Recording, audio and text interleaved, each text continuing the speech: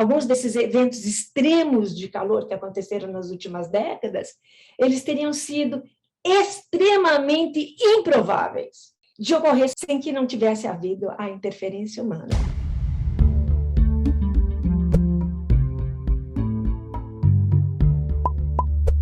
As alterações do clima assombram o planeta, e não apenas devido à destruição provocada pela maior frequência e intensidade de eventos extremos, furacões, picos de temperatura, mudança no regime de chuvas, elevação no nível do mar, etc. Mas também devido à complexidade de uma área multidimensional e de escopo planetário, global. Na busca pelo melhor conhecimento possível de uma das áreas mais complexas da experiência humana, surgiu o Painel Intergovernamental das Nações Unidas sobre Mudanças do Clima, o IPCC. Mas o que é o IPCC? Como ele funciona? Por que seus relatórios provocam tanta repercussão? Por que ele, historicamente, acerta em suas previsões? Para nos explicar o funcionamento do IPCC e nos descrever a grande aventura humana das próximas décadas, a necessidade da contenção da destruição do planeta por nós mesmos, o Canal Brasil recebe a vice-presidente do IPCC, Thelma Krug. Thelma, muito obrigado por nos receber hoje. O prazer é todo meu, Galeno. Muita satisfação de estar aqui com vocês. E antes de começar, claro, aquele lembrete, inscreva-se aqui no canal e siga Um Brasil nas redes sociais. Thelma, o IPCC se tornou uma das instituições internacionais mais mencionadas em altas esferas das relações internacionais, da comunidade internacional. Frequentemente é citado como um selo de qualidade de informações científicas relativas ao aquecimento do planeta. Outras vezes, partindo de grupos politicamente interessados ao redor do mundo, normalmente extremistas, o IPCC é apresentado como um ambiente alarmista, contrário ao desenvolvimento econômico. Gostaria, portanto, de começar essa conversa com uma pergunta bastante simples. O que é o Painel Intergovernamental das Nações Unidas sobre Mudanças do Clima, o IPCC? Como ele funciona? Qual é a sua função? Quem faz parte dele? Galeno, obrigada pela pergunta. Existe assim uma confusão muito grande, não é? Entre o que é o IPCC, o que é a Convenção do Clima, mas, enfim, o IPCC ele é um painel, como o próprio nome diz, né? Painel Intergovernamental sobre Mudança do Clima, é um painel de 195 governos membros. Claro, o Brasil é um desses governos também, né? E ele, na verdade, foi criado em 1988, ele tem mais de 30 anos de vida, foi criada por órgãos das Nações Unidas, e, na verdade, o objetivo, o mandato, né, que o IPCC tem, não é de fazer pesquisa. O IPCC ele faz uma avaliação de toda a pesquisa relevante na área de mudança do clima global, ou seja, toda a literatura global do mundo todo, não é? É avaliada por um grupo de autores que são selecionados e são indicados pelos governos, não é? Em função de sua especialidade, competência, expertise, o que o IPCC precisa, né, para atender à necessidade dos seus relatórios. E ele faz essa avaliação e de uma maneira muito interessante, Galeno, porque não é simplesmente você pegar esse conjunto de literatura, esse conjunto de artigos que, para o relatório que acabou de sair, foram mais de 40 mil artigos, não é? Ou seja, não é simplesmente pegar, colar e tal, não.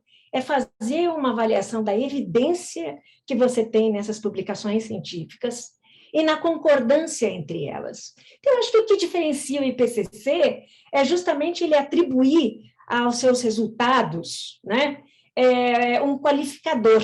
E esse qualificador ele está associado a uma concordância baixa, média, alta, a uma confiança que se pode ter naquele resultado. Então, inclusive quantitativamente falando, ele pode dizer, por exemplo, que um tal resultado é virtualmente certo. O virtualmente certo, olha, não tem jeito. Nós estamos falando de 99% a 100% de probabilidade relativa. Então, o IPCC ele não tem um corpo fixo, não é? Ou seja, se você me perguntar quantas pessoas hoje o IPCC tem na sua estrutura, tem 12, tá?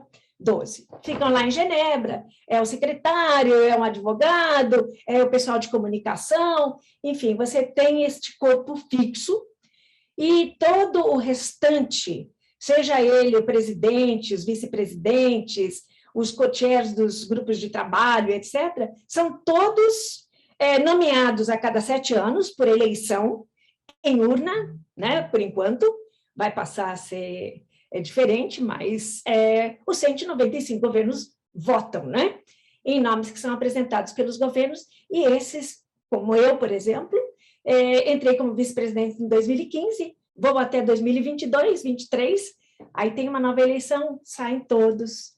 E, enfim, são todos voluntários, todos. Não tem um único autor, nós estamos falando aí de centenas de autores, né?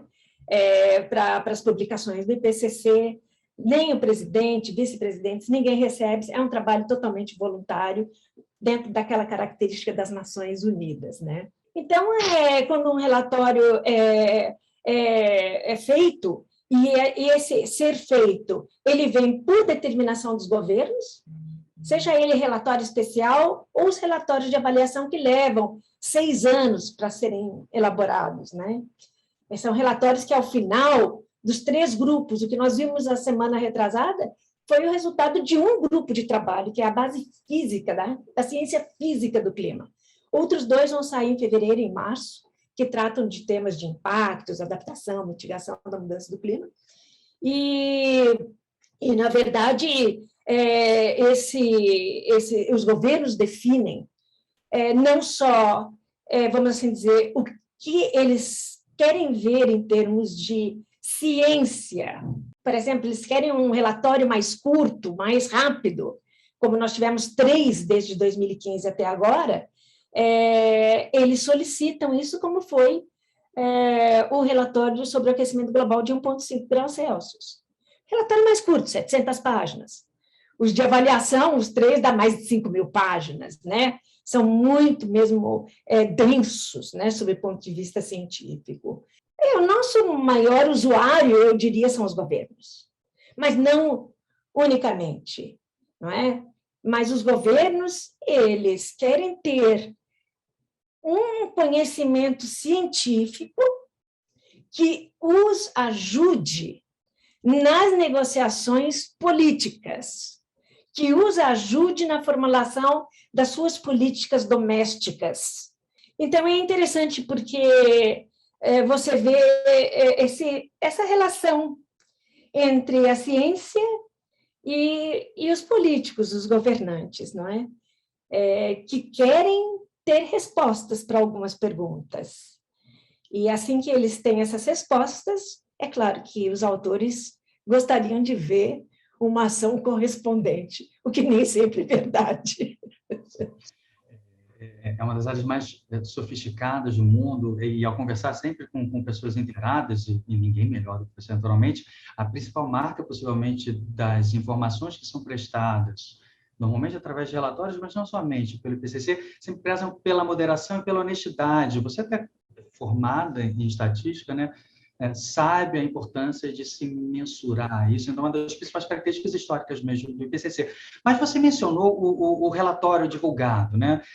Essa conversa, para quem nos assiste aí do futuro, está sendo realizada no final de agosto de 2021, e no início desse mês houve a divulgação do relatório que foi mencionado há pouco pela Thelma, né? O relatório de uma das 3 grandes áreas nas quais se divide o trabalho dessa revisão da literatura e a percepção de consensos e das diferentes pesquisas que são feitas em diferentes pontos do mundo e os pontos que se encontram para apresentar uma narrativa coerente do problema que é planetário, né?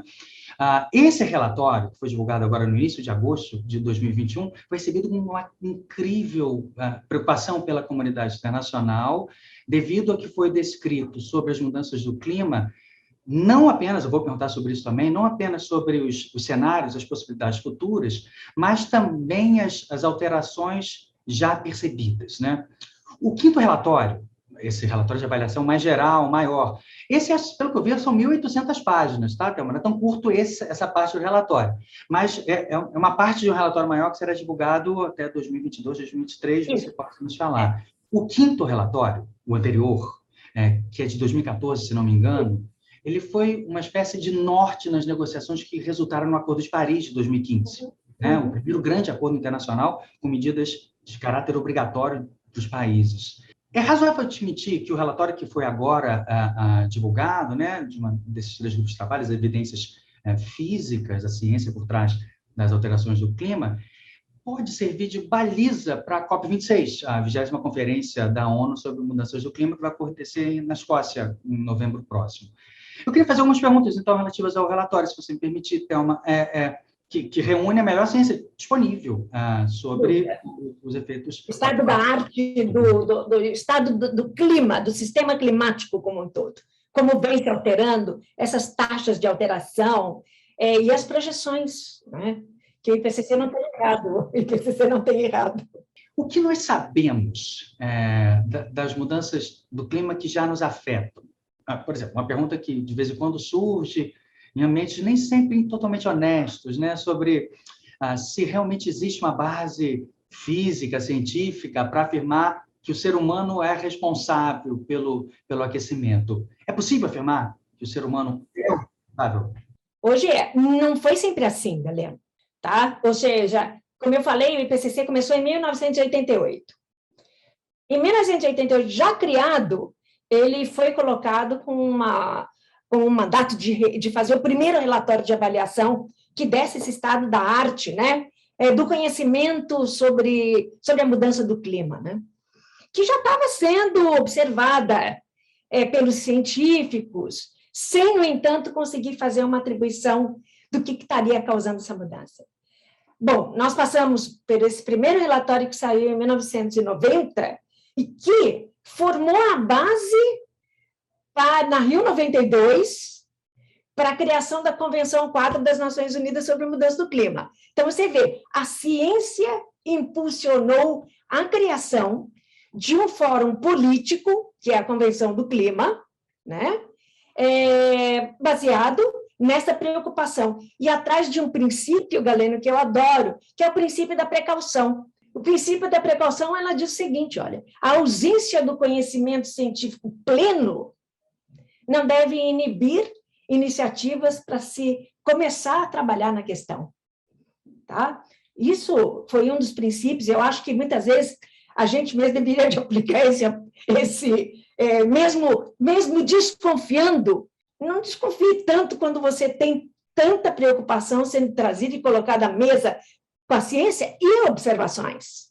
Então, uma coisa são observações, outra coisa é como é que você projeta. Tá? Então, observações, e não são observações num único ponto.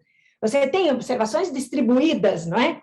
Em todo o mundo, de diversas naturezas, e hoje, Galeno, a gente tem essa contribuição muito de sensoriamento remoto, né, das imagens de satélite, sensores a bordo que podem ajudar na mensuração de CO2, de CH4, né, do metano. Então, você, desde 1988 até hoje, você teve uma evolução que você foi vendo até chegar no AR5, que foi o anterior de 2014, e dizer que a questão da mudança do clima, a atribuição da contribuição humana já era clara.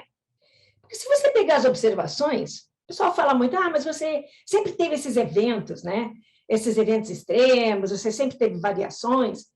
Tudo bem. Você tem variações naturais que são conhecidas, erupções vulcânicas, a alteração da radiação solar, que acontece a cada 11 anos. Você tem alguns fenômenos geofísicos muito conhecidos. O El Niño, Laninha, são eventos naturais. Então, se você pegar observações de mudança em temperatura, precipitação, vento, concentrações de aerossóis, se você pegar um conjunto, não é só temperatura, a gente fala muito do aquecimento global, temperatura, mas não é só temperatura. É temperatura, é mudança na precipitação, é mudança em vários elementos do sistema climático, tá? Atmosfera, a parte de gelo, né? Permafrost, essa parte, enfim. Então, se você pegar as observações dessas mudanças e tentar fazer um ajuste baseado somente na variação desses elementos naturais, dessas variações naturais internas, você não consegue.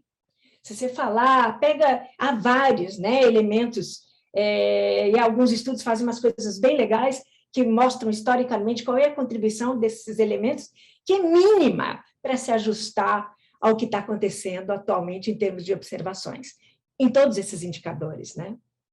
A gente trabalha mais com a temperatura porque ela talvez mais simples de se trabalhar. Mas, então, essa construção da contribuição humana, ela veio sendo trabalhada, a evidência disso foi se consolidando até que, então, se conseguiu demonstrar que não há como você não considerar essa interferência, né, Galena? E o relatório agora que saiu, ele foi um pouco além. Eu gosto muito desse resultado que saiu agora, que principalmente fala de que alguns desses eventos extremos de calor que aconteceram nas últimas décadas, eles teriam sido extremamente improváveis. Tá? Ou seja, você está, na verdade, quantificando, porque o IPCC quantifica o que é isso. Extremamente improvável é quase zero a possibilidade de você ter isso. De ocorrer sem a influência, sem que não tivesse havido a interferência humana. Essa questão da atribuição ela é interessante. Talvez um dos maiores desafios que o IPCC tem é a atribuição. Porque a gente sempre tem aquela pergunta, nossa, a gente está vendo assim, a ocorrência de eventos extremos, e principalmente agora. Né? Você teve uma enorme seca, uma enorme ondas de calor extremas no Canadá, fortes precipitações, grandes chuvas na Alemanha, Turquia, incêndios. Você está vendo isso e ocorreram tantos eventos, não é? Em um curtíssimo prazo de tempo, e a primeira pergunta que o pessoal faz isso se deve à mudança do clima? Né? Então, esse relatório ele ajuda a explicar que ele não consegue ter essa atribuição para todos os indicadores, para precipitações fortes, mas para esta questão de ondas de calor, para a questão de extremos de calor, existe uma correspondência, existe uma atribuição muito mais clara do que para os outros fenômenos, tá? Do que para a precipitação, tá? Pela própria natureza desses fenômenos, né? A precipitação, como ela se forma, etc., ela é muito mais complicada. Mas você vê avanços muito importantes, né? Que eu acho que esse relatório construiu mais e conseguiu trazer um pouquinho mais desta atribuição. Mais eventos mesmo, impactos da mudança do clima, você já sente em todas as partes do mundo, todas, de uma forma ou de outra. É possível também, Thelma, ao ler o relatório para os tomadores de decisão, né, não li as de 1.800 páginas, só as 60 que você mencionou há pouco tempo, um dos elementos que me impressionou foi a demonstração de como é singular o momento da própria velocidade em que a temperatura e os fenômenos estão aumentando. É razoável afirmar isso, que é um período singular, que em milhares, talvez milhões de anos, não se consegue achar um outro período no planeta Terra em que haja... Não consegue, Galeno. Quer dizer, esse que eu acho que é um dos pontos mais importantes quando você questiona a questão da ocorrência da mudança do clima, tá? Porque se você olhar milhares de anos, houve as eras geológicas, houve aquecimento, você teve mudanças muito significativas, mas numa escala geológica. Você está falando de milhões de anos. O que nós estamos vendo nas observações mensuradas, como eu já disse, por diversas fontes distintas, não é? Independentes, você vê uma concordância assim, impressionante nas observações, né? Então, você vê que, desde 1950, essa velocidade que você está vendo, a taxa de mudança de elementos no sistema climático, quer seja no mar, quer seja na atmosfera, né? A concentração de CO2 na atmosfera, hoje, em 2019, que foi o ponto até onde conseguiu-se fazer essa avaliação da literatura, ela é sem precedentes em 2 milhões de anos. Ou seja, se a gente pegar o aumento do nível do mar, que agora está muito mais preocupante do que estava no AR5, por conta do degelo, da massa de gelo no Ártico. Então, antes, quando a gente fala da elevação do nível do mar, que era devido à expansão térmica, ou seja, o oceano se aquecendo muito lentamente, e isso vai ocasionando, então, a expansão das águas e a elevação do nível do mar. Hoje você tem uma taxa também sem precedentes, né, de elevação, por causa também da contribuição agora da água das geleiras, né? E aí a gente toca num dos pontos que talvez tenha sido, até porque quem já tem alguma familiaridade com o estado do conhecimento científico hoje em dia, não se impressionou tanto com o fato já estabelecido há algum tempo de que a probabilidade da atribuição que se dá às mudanças do clima serem feitas ao ser humano na verdade, esse relatório só foi mais claro em relação ao que já era extremamente provável nos momentos anteriores. Mas talvez uma coisa que tenha chamado muita atenção tenha sido o fato de esse último relatório ter traçado diferentes futuros possíveis, né? 5 diferentes cenários para o futuro do planeta nesse século, né?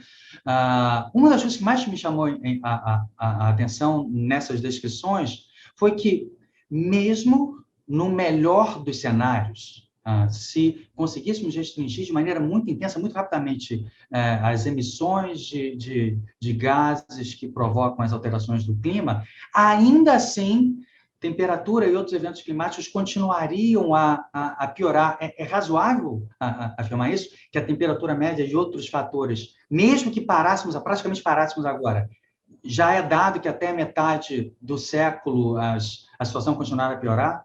Não, tem alguns elementos, por exemplo, o aumento do nível do mar. Você pode parar o que você quiser, você pode parar tudo, galera. Esse aumento ele vai continuar por séculos, tá? Porque o oceano está aquecendo muito lentamente, ele vai aquecendo muito lentamente, né? Então, e o efeito disso, você tem um efeito que tardio, como a gente chama, mas existe para vários elementos, tá? Ou seja, muitas vezes a gente pensa, mas será que a gente conseguiria, por exemplo, o próprio degelo no Ártico, né, a massa de gelo e tal, isso aí já passou. Você consegue parar? Você não para e fala assim, opa, zerou, dá uma paradinha aí agora, tal. Não é assim, não é que o nosso planeta funciona. Então, o que a gente imagina é, sim, a gente consegue, limitando o aumento da temperatura média global, você vai conseguir retardar muitos desses efeitos que, na verdade, vão levar algum tempo para se estabilizar. E a gente com esperança de que não se torne num ponto sem retorno. Esse que é o ponto. A gente já chegou no ponto sem retorno, todo mundo pergunta isso, né? Isso é uma grande dúvida científica ainda. Como é que você sai de um estado? O que precisa para você sair de um estado e partir para um outro diferente e se estabilizar ali, né? Um ponto sem retorno. Você não conseguiria voltar mais. E com consequências bastante dramáticas.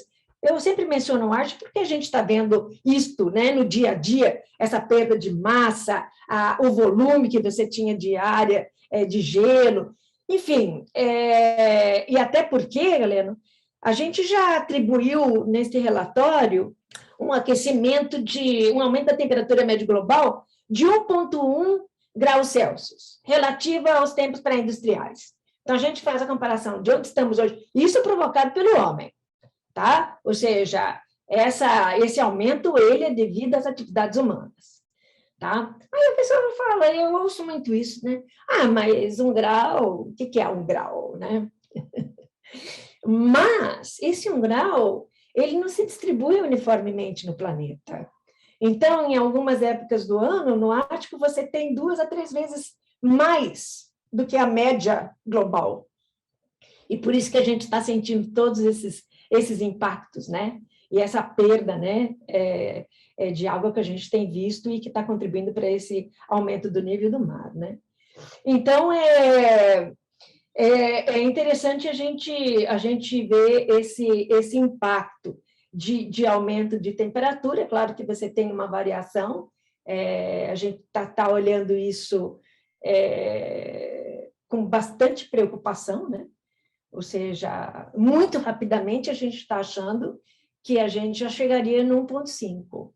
Quando você mencionou que o próprio relatório AR5, que foi o último relatório do IPCC de 2014, ele teve um impacto também no Acordo de Paris. Eu sempre falo, aqueles limites de temperatura que eles colocaram, de 2 graus, bem abaixo de 2 graus, e perseguindo 1,5 acima dos tempos pré-industriais, eles não vêm por acaso, tá? Eles não são, vamos lá, vamos colocar 2 graus, tal. Não é bem isso, não é? E por isso que os governos se apoiam nos resultados científicos, porque existe não somente a observação dos impactos atuais, ou seja, concretamente observados, mas você também pode fazer uma projeção dos impactos futuros sob diferentes níveis de aquecimento.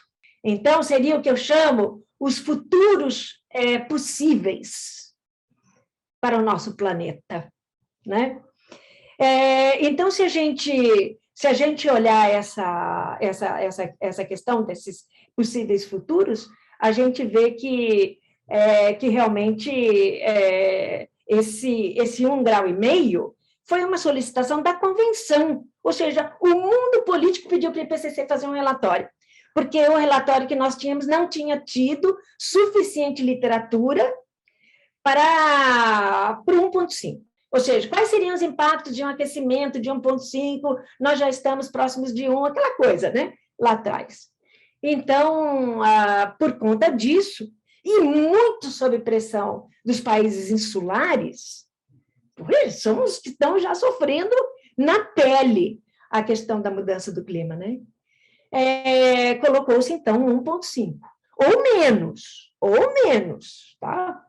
Então, o IPCC aceitou fazer esse relatório, os próprios países que pediram no fórum político, né, decidiram isso no fórum científico, que é o IPCC, e justamente singularizaram o que eles queriam ver. Eu quero entender os impactos de um aquecimento global de 1,5, e eu quero também entender como é que eu posso chegar no final desse século mantendo o 1,5, né, ou chegando e mantendo o 1,5 graus Celsius acima dos níveis pré-industriais, né? E aí foi muito interessante, galera. Naquela ocasião, a gente tinha muita dúvida se a gente ia ter literatura suficiente para alimentar este relatório, né? E encontramos vários, houve mais de 25 mil artigos também que foram consultados, e o que ficou muito bem caracterizado era que este meio grau, entre 1,5 e 2 graus Celsius, você tinha uma diferença significativa em alguns impactos nos sistemas humano e também no natural. Com a questão de todos esses eventos climáticos extremos, com a associação de que a influência humana tem um grande papel nesses eventos extremos climáticos, não só na questão da temperatura, mas secas, precipitações extremas e tudo mais, traz um cenário científico para dentro de um mundo político que, como você falou, é a COP26, que deve, enfim, os cientistas esperam, não é? Eu gosto de falar uma frase, sabe, Galena, que é: espera que chegue no coração. Sim. Quais seriam, então, as ações emergenciais, ou pelo menos ações de alto impacto que poderiam ou deveriam ser tomadas para cortar em nível planetário o mais rapidamente possível essas emissões de gases de efeito estufa e talvez evitar pelo menos os cenários mais trágicos? Você podia dar alguns exemplos, poucos que sejam, de ações que poderiam ser tomadas por governos ou mesmo a população ou grandes empresas que tenham um impacto mais rápido na mitigação desses efeitos nocivos para o planeta? Então, Galena, eu acho que sim, né? Ou seja, existem muitos exemplos. Quando você sai com o relatório de mitigação, que é o relatório do Grupo 3 que sai em março, aí você vê toda a parte socioeconômica, os potenciais de mitigação, que existem potenciais de mitigação, por exemplo, nos trópicos, que não existem, por exemplo, nos climas temperados, boreais. Então, você tem os nichos, vamos assim dizer, potenciais de mitigação diferenciados, né? Mas, isso muito na questão de uso da terra. Mas, se nós olharmos esse relatório que saiu agora, ele ainda aumenta mais a contribuição das emissões fósseis. Tá? A queima de combustível fóssil, seja ele no transporte, seja ele na produção de produtos, né, que dependem de combustíveis fósseis, plástico é um exemplo, né? O plástico feito com combustíveis fósseis, não o bioplástico, vamos assim dizer, mas você tem, então, uma contribuição enorme de emissões de gases de efeito estufa pela queima de combustíveis fósseis. Ela está acima de 80%. Então, quando você me faz essa pergunta, eu sempre gosto de responder que bom, nós temos que atacar o problema na raiz. Ou seja, quando a gente fala de uma rápida descarbonização, e que não é simples. E quando você está falando de limitar o aquecimento a 1,5, agora a gente está falando mesmo que até menos de 2 graus Celsius, você teria que ter um zero líquido. O que eu quero dizer por zero líquido? O líquido contabilizando as emissões, descontando as remoções. Uhum. Tá? As florestas agem como tirando o CO2 da atmosfera. Então, se eu fizer isso, quanto é o net que a gente fala? É o líquido, né? Então, eles teriam que ter net zero de CO2, não é? Até por volta de 2050. Você está imaginando, o CO2 é a base de tudo. Você está falando do CO2 é a base do combustível fóssil, basicamente, no transporte, nas edificações, nos processos industriais. Ou seja, quando nós lançamos o relatório de 1,5 em 2018, falávamos de uma transformação sem precedente. Então, nós falávamos de tudo, da energia, processos industriais, resíduos, agricultura, uso da terra. Na parte de uso da terra, Galeno, a maior contribuição continua sendo o desmatamento. Tá? E o desmatamento ele é um pouco mais complicado, porque a gente não imagina só o efeito do desmatamento sob o ponto de vista global. A gente tem impactos regionais e locais que são muito, muito importantes. Assim, sob o ponto de vista mais olhando os setores mesmo, eu singularizaria essa questão de descarbonização e a questão do desmatamento e como os grandes pilares, né? Agora, você está vendo as indústrias muito preocupadas, o business, né? Eu não digo nem só as indústrias, mas o business de uma maneira geral. E, no fundo, querendo trazer uma contribuição para que a gente possa ter uma maior ambição, que é o que a gente precisa, na redução de emissões de gases de efeito estufa. É claro que, individualmente, um país não vai resolver a questão do aquecimento global. Ou seja, esse é um esforço global, e você bem colocou isso, é uma questão planetária.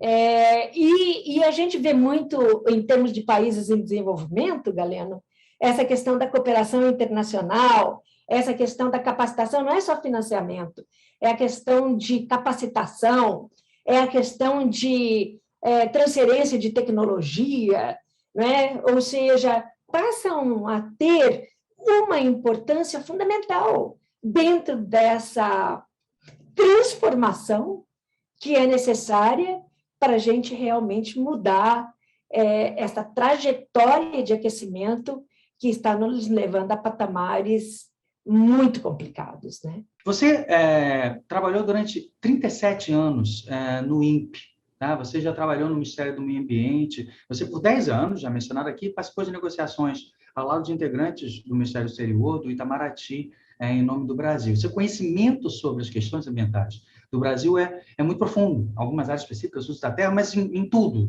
A maneira com a qual se passou a observar a preservação da área plantada e da área desmatada no país, através de satélites, em grande medida você participou até da criação dos processos no início. Nos últimos anos, a área de desmatamento aumentou significativamente, até em relação à metade da década passada. As queimadas de biomas, Amazônia, Cerrado, Pantanal, assustaram o planeta inteiro. As imagens, e as imagens não apenas das fotos dos animais e da floresta acabando, mas os satélites. Parece que perdemos o controle aqui no Brasil. Além dos efeitos necessariamente planetários da destruição de biomas altamente relevantes, quais são os efeitos imediatos e de médio e longo prazos aqui mesmo, tá? Se nós realmente não reassumirmos o controle disso, quais são os possíveis efeitos já imediatos e de médio e longo prazo para o Brasil, especificamente? Então, Galena, a gente já tem projeções feitas, principalmente para a Amazônia. A Amazônia vai passar, ou seja, as projeções nos levam para uma Amazônia mais seca, né? Principalmente em algumas partes. A Amazônia é muito ampla, né? Ou seja, algumas partes serão mais impactadas do que outras. E é claro que o desmatamento, e não é só no Brasil, nós estamos falando os países em desenvolvimento, de uma maneira geral, cujas maiores emissões estão relacionadas ao uso da terra e mudança do uso da terra. E agricultura incluída dentro disso, né? Esse é o perfil das emissões dos países em desenvolvimento. E muito também levado a essa questão de desmatamento, que, muito embora já esteja numa situação melhor do que já esteve no passado, de acordo com a FAO, mas, de qualquer forma, ainda é chocante, né? Pelas imagens, a gente vê que, no caso do Brasil, 25% das áreas desmatadas depois são abandonadas, né? Ou seja, é uma grande área. O Brasil tem uma quantidade de áreas degradadas enorme também, que pode ser utilizada. O Brasil tem um perfil de aumento de produtividade enorme, ou seja, se você olhar o agronegócio do Brasil, o agronegócio está sempre lutando para ter o mínimo de área desmatada e o máximo possível de produtividade, né? Certo? Você chega à produção maior com aumento de produtividade, não com aumento de área, né? Agora, é lógico que tanto a questão da mudança do clima, como outras forçantes, outras pressões, tornam as questões da produção de alimentos no Brasil também questionável. Não é só no Brasil, em várias outras partes, né, do mundo, porque você vai estar trazendo várias pressões tudo ao mesmo tempo, secas, mudança do clima, temperaturas mais altas. Será que nós vamos ter resiliência, né, na agricultura? E por isso que a Embrapa já estuda outras espécies, né, por exemplo, o café, que poderiam, onde seria, né, melhor colocar o café no futuro, com a questão da mudança do clima, ou desenvolvendo espécies mais resistentes ao aumento de temperatura, ou mesmo à falta de água. Então, você já tem pesquisa no mundo inteiro, não é só no Brasil. Estou singularizando o Brasil, porque é a nossa realidade. Mas isso está acontecendo em todo mundo, ou seja, é a questão da adaptação. Como é que eu vou me adaptar? A agricultura vai ter que se adaptar? Vai. Agora, eu acho que o ponto mais importante dessa nossa conversa, Galena, é aquilo que eu já comentei. Não existe um futuro só. Não existe um futuro só. Hoje, olhando, você tem uma diversidade de possíveis futuros. E a escolha é nossa. Sabe, você pode escolher. Agora, essa escolha tem grandes impactos em todos os setores da economia. Então, se hoje você imagina que vai impactar a economia, você ter ações de mitigação, reduzir seus gases, rever toda a sua estrutura de produção, é porque se você imaginar que isso está vindo à frente de qualquer coisa, lá no futuro os prejuízos vão ser tão maiores, porque vai se tornar inviável. E isso a gente já começa a ver em muitas partes do mundo. A gente já começa a ver secas. Quando a gente fala de seca, a gente está falando de falta de água. Nós estamos falando no Brasil da questão de hidrelétricas, com falta de água. Ou seja, vamos pensar num cenário onde não se pode imaginar que essas coisas sempre aconteceram e vão continuar acontecendo. Não, elas vão continuar acontecendo, mas com maior intensidade, maior frequência. Então, eu acho que esta equação, por conta daquilo que nós já falamos, essa distância no tempo, Covid é hoje, certas mudanças do clima são... eu não estou vendo, ou sempre vi isso, né? Sempre vi isso, já vi isso no passado, por que você está dizendo que está sendo diferente agora?